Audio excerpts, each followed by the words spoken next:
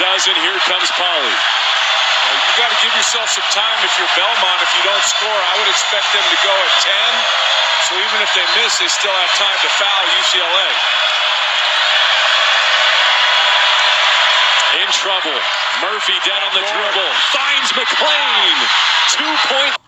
My first thought when I watched this play from Belmont was, what a good read. But it looked like it might be a play call. So I do a little more research. And it's definitely a play call. Belmont got the ball with about 24 seconds left. This backdoor set is going to be triggered with a high ball screen here at the top of the key. This ball screen is just kind of decoy action, almost getting a switch. The guard is going to dribble over towards the wing and jump stop, picking up your dribble. Usually that triggers a denial from the defense. Both players run to the ball like it's chaos, like they want the ball. This is just decoy action. Then we get a fake pass here to the wing, a hard plant with your outside foot, and a backdoor cut. The paint is so empty. Number 4 falls for UCLA, and we get a wide open bucket. My first thought was, what a great after timeout. Then I did some digging. Earlier this year, Belmont ran this exact same play against Lipscomb late when they were up by 2. So here you can see that high ball screen. We get to pick up the ball, a little pivot, and then a backdoor cut on the wing. I also found that they ran this in the past when they needed a bucket, in this case against Austin Peay. And same action, ball screen, pick up the dribbles, pivot, and then backdoor cut. Just a great set by Rick Byrd and one of my favorite coaches to watch.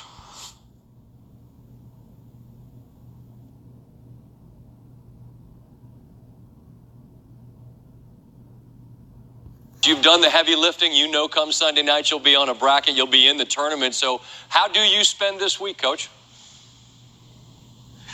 Hey, Scott. Thanks for having me on. It's great to be with you. It was an amazing weekend for us in Evansville. Won that championship game over a great Belmont team. Saturday night, over 10,500 fans. It was an awesome atmosphere. So we're back to work today, back in the gym, just trying to get better and get ready to see who we'll end up playing on Sunday night. We had Coach Byrd from Belmont on about a week or so ago, and I asked him about championship week. I said, how nervous does it make you? He said, well, what's the most nervous you can be? Because we know that there's not as much wiggle room at the OVC level. I believe, though, that either of you would have been deserving as an at-large, whoever lost. What's your sense of what ought to happen to Belmont?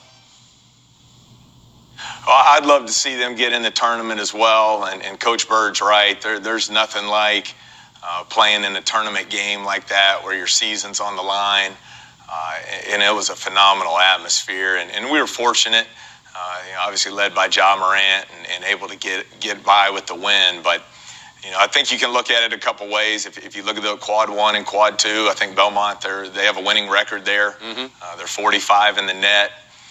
Dylan Windler's one of the best players in the country at any level, and Coach Bird's obviously one of the best coaches really in the history of our game. And then I guess the other thing I'd tell you, Scott, is go back and watch the Final Four of our tournament, and then go watch some of these 8, 9, 7, 10 games in the Power 5 leagues, and see what the eye test tells you, because the top 4 in our league was really, really good this year. You've done that.